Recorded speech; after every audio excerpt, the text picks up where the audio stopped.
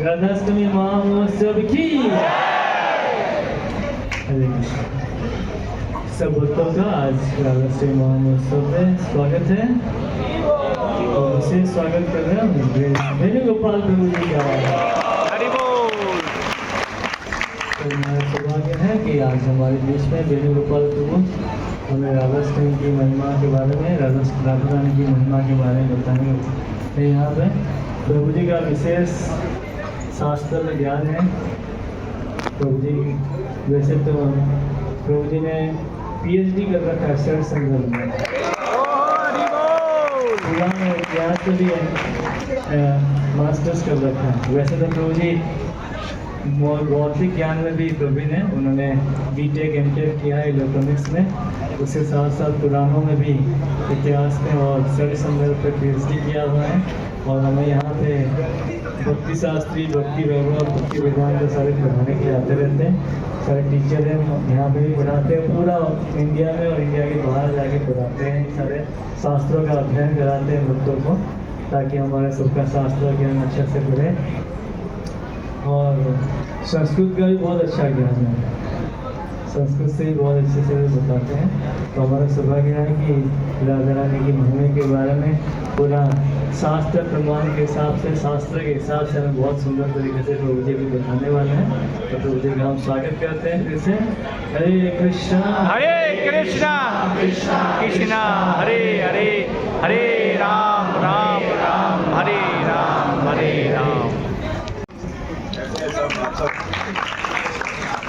कैसे हैं? यहीं बैठना, यहीं बैठना। मुझे बहुत आनंद हो रहा है आप सबको देख के। ज़्यादा प्रकार से कम ही सब नहीं, केवल 12:30 तो 50 मिनट टाइम है हम लोगों के पास अभी। तो इतना समय में कुछ सुनेंगे हम लोग राधा तत्व के बारे में और श्रीमती राधा रानी के बारे में। ये जानना बहुत ज़रूरी है, क्योंकि जिनको हम प्रेम करना चाहते हैं उनके बारे में जानना, सटीक जानना सबसे बहुत ज़्यादा ज़रूरी पड़ता है। तो इसीलिए तब तो क्या होगा कि हमारा प्रेम और भी बढ़ेगा और वो भी सही तरीका से और भी आगे बढ़ेगा एक्चुअली। इसीलिए राधा तत्व को जानना माने किसी व्यक्ति का सामर्थ्य नहीं है, लेकिन जैसा आचार्य कहे, जैसे शास्त्र में कहा गया, तो उसी क्रम से हम लोग कुछ देखेंगे। जो अंतिम अध्याय 3 अध्याय में गोपियाँ और राधा तत्व के बारे में बोले। ऐसा देखेंगे तो हमारा आचार्यगण बार बार ऐसा बोलते नहीं है, माने राधा नाम भी सुखदेव गोस्वामी लिए नहीं। इतना भागवत पूरा परीक्षित जी को बोले थे, लेकिन फिर भी क्योंकि इसी डर से नहीं लिए कि एक बार राधा नाम लेते ही उनमें भाव बढ़कर उस भाव में समाधि हो जाएंगे एक्चुअली, ऐसा सोचकर उन्होंने राधा नाम भी नहीं ले पाए। तो इतना ऐसे इस प्रकार की सम्मान है हमारा आचार्यों का श्रीमती राधा रानी के प्रति। तो एक बार की कहानी है, ऐसे समस्त लोगों का भ्रमण किए, भ्रमण करके तो वृंदावन पहुंचे। तो क्योंकि उन्होंने भगवान का अनेक रूपों का, अवतारों के बारे में अनेक लोगों में देख चुके हैं। जैसे वैकुंठ जाएंगे तो उधर विष्णु भगवान को देखिए, उधर विष्णु भगवान अपना लक्ष्मी से कैसा स्वलीला करते हैं ये देखिए। जैसे भगवान का गुणावतार हैं श्री शिव जी, कैलाश गए तो कैलाश में शिव और पार्वती होंगे, इन दोनों का कैसा व्रत कैसा लीला चलता है ये देखें। तो ब्रह्मा जी सत्यलोक में, इस प्रकार महान महान सभी देवताएं और भगवान की अवतार हैं, उन सबको देखे हैं। लेकिन उनको मन में हुआ भगवान की लीला देखें। चाम सकला पुंसः कृष्णस्तु भगवान स्वयं। इसमें ऐसा कुछ नहीं है कि आपका भगवान भी और हमारा भगवान भी दोनों समान हैं, ऐसा एक सिद्धांत नहीं चलता है एक्चुअली। शास्त्र जैसा कहा वैसा हम लोग को फॉलो करना है। तो हम लोग लेकिन बोलते हैं कि ये मेरा भगवान है, वो आपका भगवान है, और आप मेरा भगवान को सम्मान जैसा करेंगे, मैं आपका भगवान को भी वैसा सम्मान करता हूँ करके ऐसा बोलते हैं। लेकिन वो आपका भगवान, हमारा भगवान, सबका भगवान एक ही है। ममाई वांशो लोके जीवभूत जीवसन। तो समस्त जीव भगवान का ही अंश है, इसलिए तो भगवान एक ही है। और तो उस भगवान ब्रह्मा नारद जी उधर उस घर में पहले श्री कृष्ण भगवान का दर्शन किए। श्री कृष्ण भगवान उस समय उनका उम्र लगभग 1 साल का है, एकदम छोटा बच्चा। तो सोने का वो क्या है, बेड, सोने का बेड में ऐसा भगवान नींद ले रहे थे। तो सुंदर चेहरा, समस्त गोपियां उधर भगवान की प्रशंसा करने लगी। नारद जी उधर जाके दर्शन किया। दर्शन करके पूर्ण पुरुषोत्तम भगवान जब छोटा बच्चा बनेंगे तो कैसा उनमें सुंदरता रहता है उधर देख चुके। देख के बहुत प्रसन्न हुआ नारद जी का मन। तो उनको समझ में आ गया नारद जी हमारा आचार्य है, और नारद जी को पूरा सिद्धांत पता है। कौन माने पूर्ण पुरुषोत्तम भगवान और कौन अवतार है, ये सब ज्ञान है उनके पास। इसीलिए भगवान को देखते ही तो उनको पूर्ण रूप से समझ में आ गया श्री कृष्ण भगवान का, ये श्री कृष्ण भगवान ही है स्वयं। तो भगवान को दर्शन करने के बाद भगवान के गुणगान किए हैं नंद महाराज के सामने। नंद महाराज को बोले थे, नंद जी आपके घर में साक्षात भगवान ही प्रकट हुए, ये आपके लिए सौभाग्य है, और भगवान की आप नित्य सेवा करते रहिए, इससे आपका भलाई होगा। भगवान की जो मुख्य सखी प्रेयसी कौन है, श्रीमती राधा रानी। जरूर उनका भी प्राकट्य कहीं ना कहीं हुआ हो सकता है इस ब्रज में। ऐसा करके उन्होंने ढूंढना शुरू कर दिया, एक एक घर जाने लगा। बहुत अलग सा चाहता। तो पहले वृषभानु जी अपना पुत्र श्री राम को दिखाए। श्री राम को देखने के बाद तो नारद जी बोले, ये तो इतना तेजस्वी पुत्र है आपका, ये महान है, ये साक्षात तो गोलोक से ही प्रकट हुए हैं ये, और ये व्यक्ति, ये बच्चा कृष्ण और बलराम का मित्र बनेंगे, आगे जाकर कृष्ण बलराम का मित्र है ये। इस प्रकार बोल के उधर से निकलने लगे। इतना में तो वृषभानु बोले, वृषभानु जी देखो नारद जी, हमारा घर में और एक भी बच्ची हुई, उसी समय पर हुई थी। तो लेकिन कैसा है, ना देखती है, ना सुन पाती है, ना बोल पाती है, और आंख खोल के देखती भी नहीं है। ऐसा है, बस छोटी सी बच्ची, बहुत सुंदर बच्ची, और कुछ भी नहीं। जनरली बच्चे जिस पैदा होते ही बस बोलना शुरू, मैंने रोते हैं ना, तो कुछ आवाज करते हैं, देखते हैं, कुछ भी नहीं। इन लोगों को बहुत चिंता हुआ। तो राधा रानी जी का जन्म होने के बाद भी ये कोई भी मैंने बोलना नहीं तो देखना नहीं तो कुछ सुनना, ये कुछ भी नहीं है। बहुत चिंता हो गया। उन लोगों के मन में डाउट भी हो रहा है कि ये कैसे जिंदा है या नहीं। तो उन लोगों के मन में ऐसा है कि और जन्मोत्सव भी नहीं मना पाए, वेट कर रहे सब लोग, ऐसा बच्चा हुई, क्या करना है, कैसा है करके। ये क्या है एक्चुअली, जनरली बच्चे तो देखते हैं, रोते हैं, कुछ भी नहीं है। तो जन्मोत्सव मनाया जाए नहीं मनाया जाए। नारद जी गए, तो नारद जी को बोले ऐसा बच्ची है हमारा घर में, एक बार आके देखिए अंदर। तो जहाँ बच्ची थी वहाँ उस रूम को दिखाया इशारा करके, तब उसमें गए थे नारद जी। उधर जाने के बाद उधर देखे ऐसा सुंदर बच्ची हैं।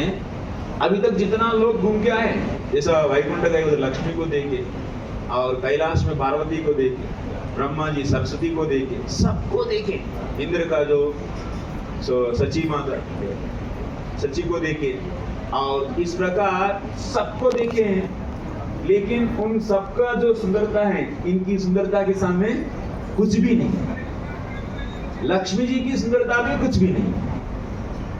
इतना सुंदर है ये बच्ची। तो देखते ही नारद जी क्या किए, तो लेकिन वो बच्ची कुछ भी माने बोलना देखना कुछ नहीं। तो इतना सुंदर बच्ची को एक बार अपना गोद में लिया। तो गोद में लेते ही नारद जी का जो भी है अंदर भक्ति भाव भगवान की प्रति एकदम और भी बढ़ने लगा। एक्चुअली कौन है इधर हम लोगों को जानना बहुत जरूरी है, तो क्योंकि हम लोगों अभी तो जड़ बुद्धि से हैं और जड़ देह में हैं, इसीलिए हम लोग का नेचर है कि भगवान को भी हम लोग अपना स्तर पर ले आते। हाँ, हो सकता है वो भी एक विशेष मनुष्य हो सकता है, ऐसा सोचते हैं, लेकिन एक विशेष मनुष्य नहीं। जैसा हमारा देह बना तो जड़ पदार्थों से करते हैं, और उस समय गोपियां भगवान की आलिंगन करके नृत्य करने लगते। उस समय एक श्लोक आता है एक्चुअली भागवत में, ये जो भाग्य है, ये जो गोपियों को जो भाग्य मिला, जो सेवा मिला भगवान से, जैसा जितना निकटवर्ती हैं वैसा भाग्य भगवान से रास क्रीड़ा में वो लोग पार्टिसिपेट करते हैं, तो वैसा भाग्य लक्ष्मी को भी नहीं मिलता है करके उधर भागवत में कहा है। तो माने इसके अर्थ ये है लक्ष्मियों से भी और हर एक जीव को वो आश्रय देते हैं। यदि भगवान की हम लोग सेवा करना चाहते हैं तो हम सबको सेवा में लगाने के लिए तो दायित्व कौन लिए हैं, वो श्रीमती राधा रानी। इसीलिए यदि आपको कृष्ण की सेवा चाहिए तो किनकी द्वारा आपको अप्रोच करना पड़ेगा, राधा रानी। जैसा भगवान और राधा दोनों, कृष्ण और राधा दोनों एक दूसरे को कभी छोड़ के नहीं रह सकते। इसका एक दृष्टांत भी दिया जाता है। तो श्रीमती राधा रानी प्रेम स्वरूपी माने भगवान का ही स्वरूप शक्ति, लादिनी शक्ति का सार माने कृष्ण प्रेम है लादिनी शक्ति का सार। तो और उस कृष्ण प्रेम का जो सार है वो श्रीमती, वो भी पराकाष्ठ सार, वो है श्रीमती राधा रानी। दिया और दिया से प्रकाश, ये एग्जाम्पल से आचार्य समझाते हैं। ये एग्जाम्पल याद रखिए, राधा और कृष्ण की संबंध जानने के लिए एक छोटा सा एग्जाम्पल। बहुत लोगों को मन ऐसे इतना कीड़ा जैसा काटता रहते हैं कि दोनों क्या हैं एक्चुअली, एक है लेकिन अलग है, ये क्या है, इस प्रकार की चिंतन बार बार परेशान होते रहते हैं। तो इसके लिए एक छोटा सा दृष्टांत है, बहुत छोटा सा दृष्टांत। जैसे एक दीप है, एक दीप से क्या निकलता है, प्रकाश। तो दीप माने प्रकाश वाला दीप, और उससे क्या निकलता है, प्रकाश। माने प्रकाश दीप का ही शक्ति है ना। और उष्णता भी थोड़ा सा हल्का सा उष्णता भी निकलता है। तो जैसे बड़ा दीप हो तो थोड़ा सा ज्यादा उष्णता निकलेगा, तो छोटा तो कम उष्णता निकलता है। तो लेकिन दीप माने उष्णता वाला नहीं तो प्रकाश वाला, जैसा शक्तिमान शक्ति वाला, तो वैसा दीप क्या है, तो प्रकाश वाला। और उस दीप से थोड़ा सा दूर में भी आपको प्रकाश मिलता है या नहीं मिलता है, मिलता है। तो आप उस जगह को दिखाते हुए उसको आप दीप बोल सकते हैं क्या, उसको दीप नहीं बोलेंगे, उसको क्या बोलते हैं, प्रकाश बोलते हैं। तो मैंने प्रकाश क्या हो गया, शक्ति हो गया, और दीप क्या हो गया, शक्तिमान हो गया। तो मैंने इधर दीप इधर प्रकाश दीप से अलग हो गया, क्योंकि इधर प्रकाश को अर्थ क्या है, शक्ति और शक्तिमान में भेद है ना। शक्ति और शक्तिमान में भेद है, प्रकाश और प्रकाश वाला में, और वो जो दीप और उसकी प्रकाश दोनों में भेद है। क्योंकि प्रकाश को दिखा के यही दीप है करके नहीं बोलते, दीप माने तो उधर दीप के पास आना पड़ेगा आपको, उम्मीद तो है ना। तो माने दोनों अलग अलग है, भेद है। और उस कमरा से वो अंधेरा कमरा मान लीजिए, उससे दीप हटा दिया तो प्रकाश है क्या? नहीं। तो माने दीप से प्रकाश अलग भी नहीं है। दीप से प्रकाश अलग भी है और अलग नहीं भी है ना? भेद भी है। दीप और प्रकाश के बीच में भेद भी है। दीप और दीप माने प्रकाश वाला, और प्रकाश और प्रकाश वाला के बीच में भेद भी है, भेद नहीं भी है। वैसा ही श्रीमती राधा रानी शक्ति है और कृष्ण क्या है? शक्तिमान। ये शक्ति और शक्तिमान दोनों के बीच में भेद भी है, भेद नहीं भी है।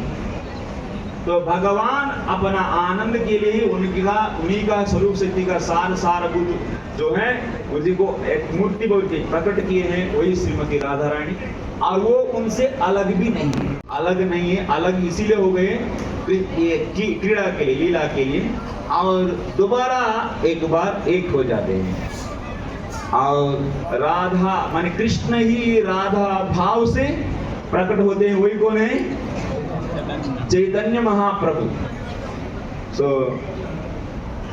अनंत लाखों करोड़ों जन्मों से हम लोग इस संसार की चक्र में बार बार अलग अलग देहों को प्राप्त कर रहे हैं, और उससे जड़ आनंद को, तुच्छ आनंद को ले रहे हैं, लेकिन उसमें दुख।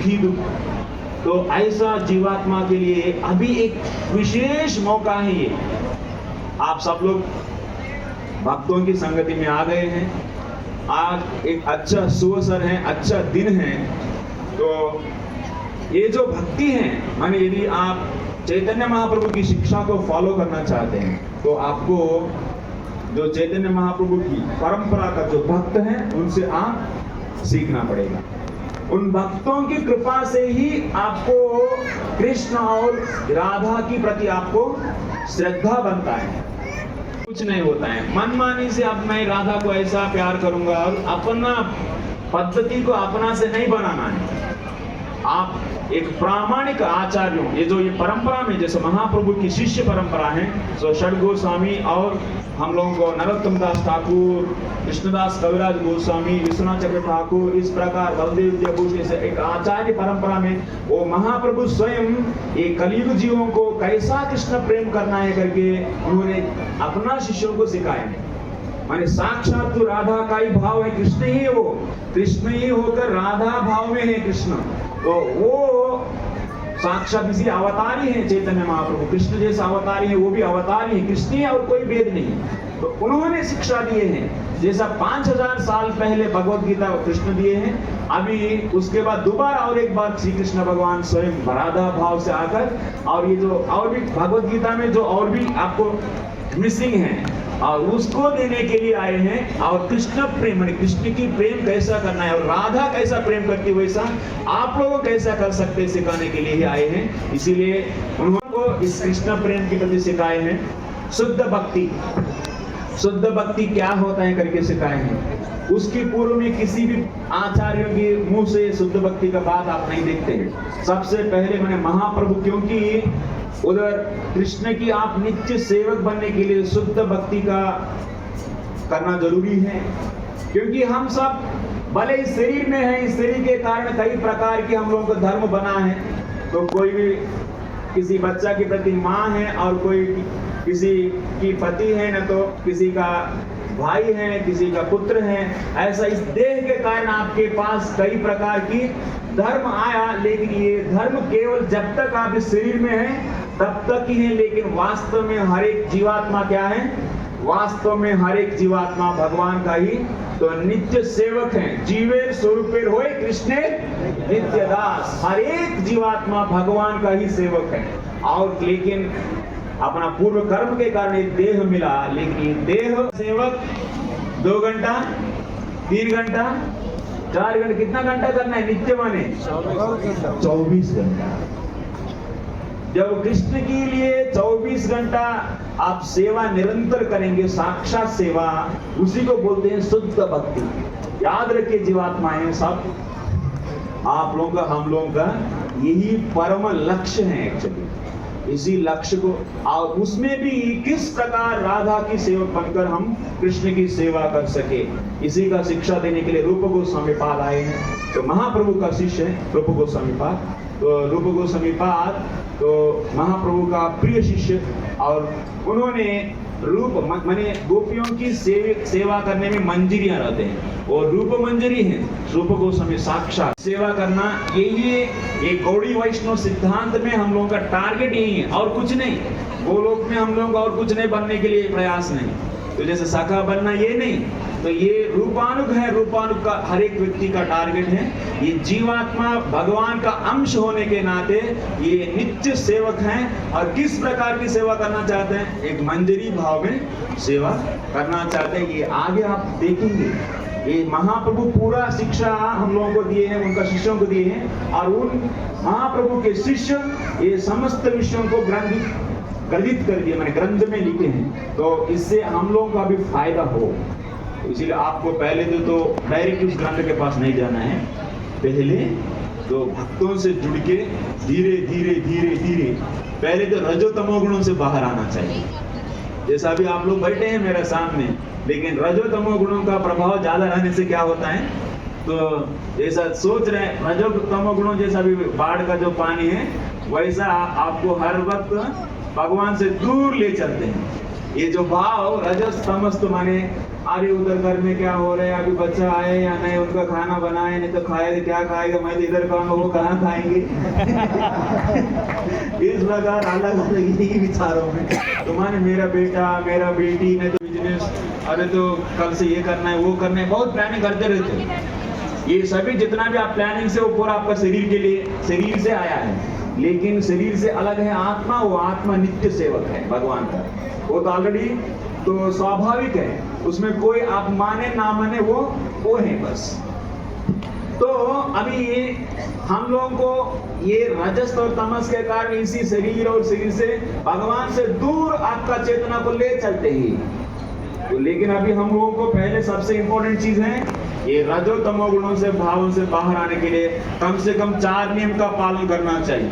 तो हाँ, 4 नियम माने क्या है, पहले मांसाहार की भक्षण नहीं करना चाहिए। दूसरा तो अवैध स्त्री संग नहीं करना चाहिए। तीसरा नशा नहीं करना चाहिए, और चौथा झूठ नहीं बोलना चाहिए, और नहीं तो किसी को ठगना नहीं। ये कम से कम ये 4 करना शुरू करना है, तब आपका चेतना जो रजस तमस का प्रभाव कम होता है, तब आपको सुनने की सामर्थ्य आता है। अभी अंदर भी नहीं जाता है बहुत कुछ, इतना क्या क्या बोल रहे प्रभु जी, हम लोग को समझ में नहीं आता, ऐसा तो है ना।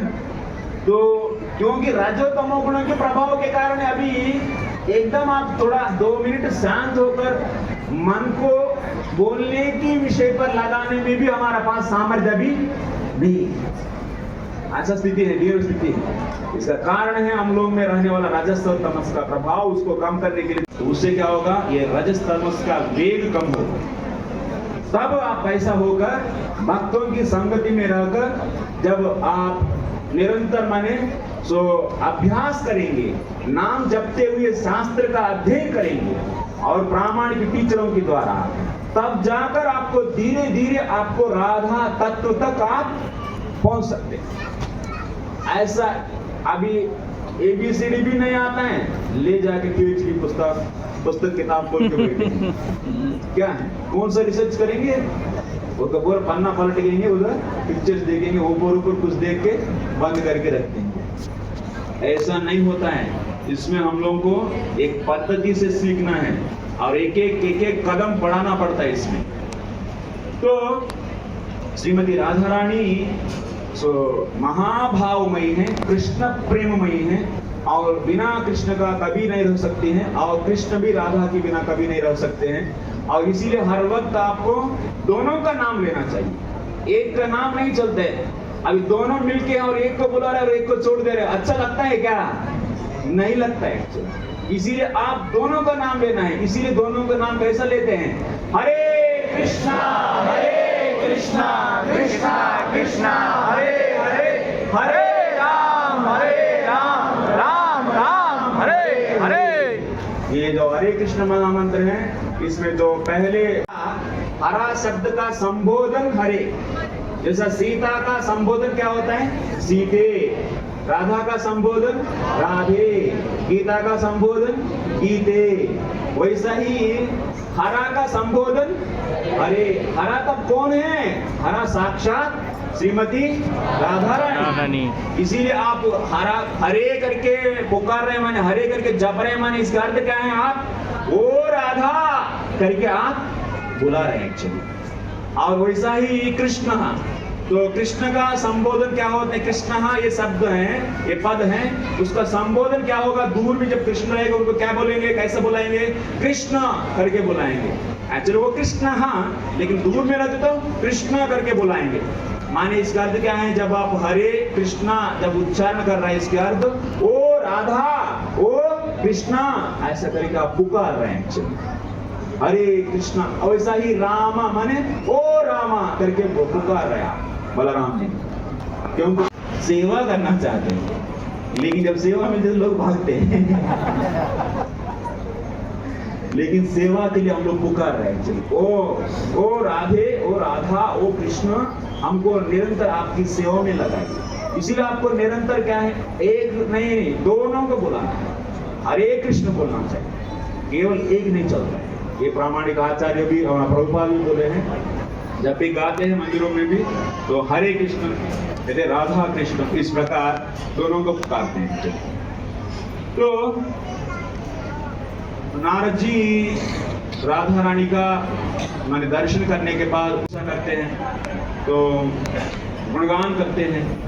गुणगान करने के बाद तो उसमें उन्होंने पहले राधा की गुणगान किए, तब भी वो आंख बंधी रखी, आंख खुली नहीं। लेकिन जब कृष्ण की गुणगान करने लगा नारद जी, तब क्या हुआ? आंख खुली गई, आंख नहीं खुली। तो जब कृष्ण की गुणगान करने लगे नारद जी, तब क्या हुआ कि तो किशोरी का रूप धारण की, तो छोटी बच्ची अभी किशोर अवस्था में चली गई, उतना ऐसा रूप प्रकट की। किशोरी अवस्था माने जीरो, माने जन्म होने के बाद 5 साल तक उसको बाल्य बोलते हैं, 6 से 10 साल तक क्या बोलते हैं? पौगंड बोलते हैं, 11 से 15 तक बोलते हैं किशोरी अवस्था, किशोर अवस्था, टीनेज। तो किशोर अवस्था में जो रूप है वो रूप प्रकट की, और इतना और उनकी साथ सखियां, उनकी सखियों की सहित प्रकट हो गई नारद जी के सामने। अब नारद जी बहुत प्रसन्न हो गए, राधा रानी का दर्शन करके, किशोरी अवस्था में रहने वाली राधा रानी के उस रूप को देखकर इतना पुलकित हो गए, और पुलकित होकर मूर्छित हो गए। क्योंकि जब ज्यादा दर्द होता है तब भी हम लोग बेहोश हो जाते हैं, जब ज्यादा आनंद मिलता है तब भी बेहोश हो जाते हैं। तो नारद जी बेहोश हो गए थे उस समय। तब इसीलिए हम लोगों के लिए भी नारद जी ऐसा, उन्होंने जैसा राधा की प्राप्ति की, राधा की दर्शन, राधा की प्राप्ति, उन्हीं हम लोगों को भी उद्धार करने के लिए उन्होंने भी एक किताब दी है, इंस्ट्रक्शंस। क्या है उसका नाम?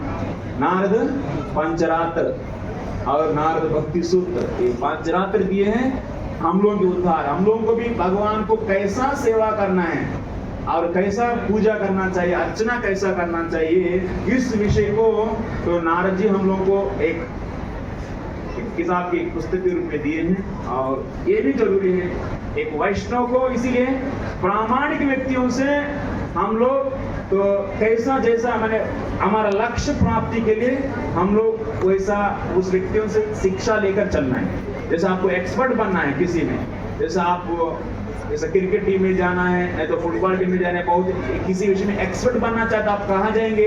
एक एक्सपर्ट के पास जाएंगे या नहीं? तो रनिंग रेस में एक्सपर्ट बनना है, नहीं तो स्टडीज में एक्सपर्ट बनना है। तो एक्सपर्ट के पास जैसा जाते हैं, ऐसा एक मनमाने से कुछ बना के आप ट्राई करते तो उसमें सक्सेस हो सकते हैं, नहीं हो सकते, मैक्सिमम सक्सेस होएंगे, उसमें कई गलतियां। इसीलिए हम लोगों को राधा की लोग उधर उस घर पहुंचने लगे, सब लोग आ रहे हैं तो राधा की दर्शन कर रहे हैं, और उनका सुंदरता को देख के सब चकित हैं, बहुत पुलकित हैं, आनंदित हैं। तो इसकी पहले तो पौर्णमासी भी आई। पौर्णमासी माने विदुषी है, पूरा वृंदावन का विदुषी है, तो उन्होंने भी देख के बोली कि ये रासेश्वरी हैं, साक्षात श्री कृष्ण का परम प्रेयसी हैं और इनका सेवा आप लोग अच्छा करना चाहिए। तो उनके तो उसी फंक्शन के लिए, उस उत्सव के लिए नंद बाबा और यशोदा मैया आए। बच्चा कितना उम्र का है अभी उस समय? कृष्ण का 1 साल। जीव गोस्वामी पाद हमको इसमें लिखते हैं, गोपाल चंपू में, उन्हीं का ग्रंथ है ये। उस ग्रंथ में लिखते हैं दोनों का एज डिफरेंस कितना है। साकलु श्री कृष्ण जन्म वत्सरांतरा वर्षे सर्व सुख सत्रे राधा नामनी नक्षत्रे जाता इति राधा अभिधीयते। माने श्रीमती राधा रानी एग्जैक्ट 1 साल के बाद प्रकट हुई। और कौन सा नक्षत्र में प्रकट हुई? राधा नक्षत्र में प्रकट हुई है और इसीलिए उनका नाम रखा गया राधा। तो इसीलिए राधा करके नाम रखा गया। तो लेकिन आए और यशोदा मैया आए तो पहले वृषभानु जी नंद महाराज को रिसीव किया, आलिंगन किए हैं। तो उसके बाद यशोदा मैया को कीर्तिदा, वृषभानु जी का पत्नी, तो राधा की माता, तो वो भी यशोदा मैया को अंदर ले गई कमरे में। वो लोग भी आलिंगन किए और बच्चा को देखने लगे, बच्ची को देखने लगे। बच्ची तो ऐसा है एकदम आंख खुली नहीं अभी तक। तो ये दोनों उधर ही जस्ट राधा रानी की जो बिस्तर है, जहाँ बेड है, उधर से बगल में दोनों बैठी। इतना गोद में कौन है? यशोदा मैया गोद में कृष्ण है। दोनों चर्चा करने लगे, तो क्या हुआ, कैसा हुआ, क्या हो सकता है, ऐसा करके कीर्तिदा और यशोदा मैया दोनों तो डिस्कस कर रहे। इतना में क्या हुआ, ये कृष्ण धीरे धीरे तो वो जो क्या बोलते हैं, तो भगवान यशोदा की तो लैंप है ना, लैंप को क्या बोलते हैं, तो मैं गोद से निकल के धीरे धीरे चलते चलते कहाँ पहुंच गए। जैसे बच्चा है, छोटी बच्ची है उधर, तो बच्ची के पास गई। जब जो बच्चे पास में आते क्या करते हैं, एक दूसरे को टच करते हैं, तो टच करते हैं। और भगवान क्या करने लगे, ऐसा टच करते करते उनकी आंखों को ऐसा टच किया।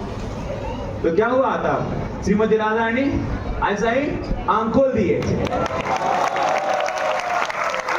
कृष्ण प्रेममयी राधा, राधा प्रेममयो हरि। इस पर जीव गोस्वामी गाना लिखते हैं, कृष्ण प्रेममयी राधा, राधा प्रेममयो हरि।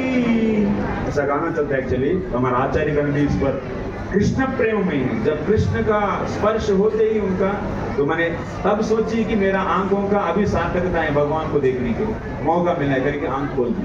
तो हम लोग इधर इतना तक बैठेंगे क्योंकि अभी प्रोग्राम है, नेक्स्ट प्रोग्राम। और बहुत बहुत धन्यवाद आप सबको। तुमने बहुत सुंदर तरीके से हमें राधा रानी का प्रकृति के बारे में बताया। धन्यवाद प्रभु जी। हरे कृष्ण। अभी जैसे कि जन्माष्टमी से पहले हम कुछ कॉम्पिटिशन्स हुए थे बच्चों का, स्कूल के बच्चों का कॉम्पिटिशन्स हुआ था। तो आज उसका प्राइज डिस्ट्रीब्यूशन है। अभी बच्चा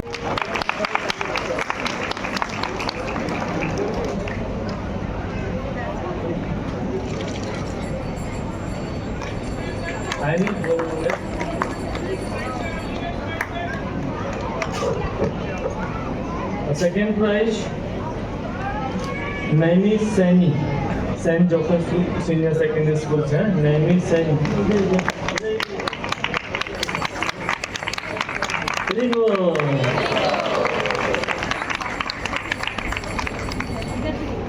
थर्ड प्राइज स्मार्ट स्कूल से।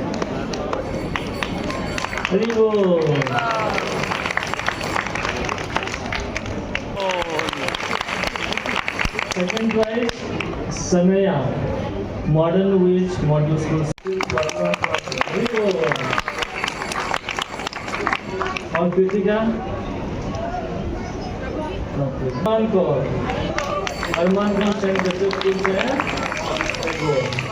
आयुषी एयरफोर्स स्कूल से, आयुषी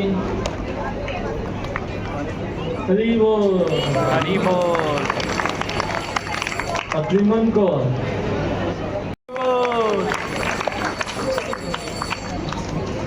हरी बोल। नेक्स्ट संप्रीति प्रमन। क्या बात है। सेकंड प्राइज हरी बोल। बोल। काव्या द ट्रिब्यून स्कूल से काव्या। शील प्रभात की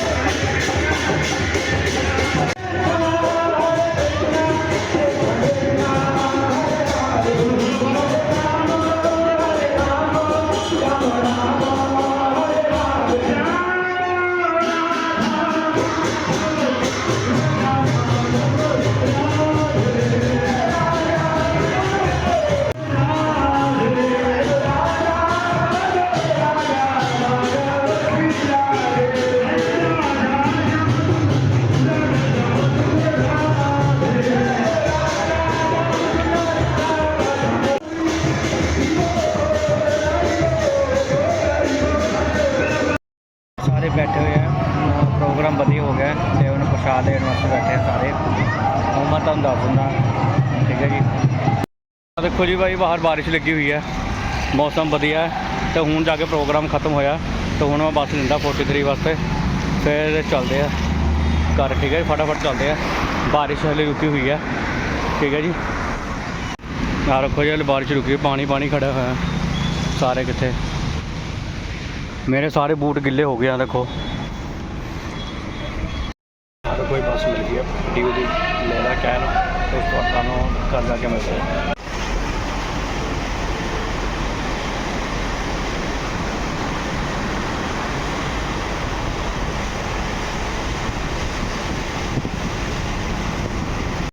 गाइज देखो फाइनली घरे आ गए थे, 5 बजे घरे पहुँच गया सीगा, तो 5 बजे घरे पहुँचने तो बाद फिर मैं रेस्ट की है।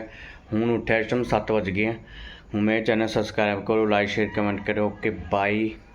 हूँ असी हाले नैक्सट प्रोग्राम बना रहे हैं रोपड़ जाने का, रोपड़ का व्यू दस देंगे हैं। हैड जाऊँगे, हैड के नाल जिथे भी अज बारिश का मौसम वधिया है, जिथे होऊंगा उत्थे तुहानूं प्रॉपर व्यू दसूँगे। अज हवेली भी जाऊँगे, हवेली च KFC है, बर्गर किंग है, उत्थे भी जाऊँगे। जो टाइम मिला तुहानूं दसूँगा हवेली का ही प्रॉपर व्यू। ठीक है जी, बाकी फिलहाल तो हुण यार दोस्त आ रहे हैं, 7 बज गए हैं, तो हुण यार दोस्त गड्डी च आ रहे हैं। हाली जस्ट फोन आया ही है, मैं उठा ही है, जस्ट उन्होंने फोन आया सीगा, कहने तैयार हो जा तो चलते रोपड़। तो बाकी गड्डी बैठ के कित्थे प्रोग्राम बनता वो तो हुण गड्डी च बैठ के पता लगूगा। बाकी मैं लोअर कमीज पा लिया, बाकी हुण देखो कद आंदे हैं यार दोस्त। तो अज साडा फाइनली प्रोग्राम बनया। ठीक है जी, तो हुण तुहानूं सीधा डायरैक्ट सीधा असीं लोकेशन पर मिलते हैं, उत्थे चलते हैं। ठीक है जी, फिर बाकी नहीं होऊगा तुहानूं होर भी प्रॉपर भी दसूँगे। ठीक है जी, बाय बाय।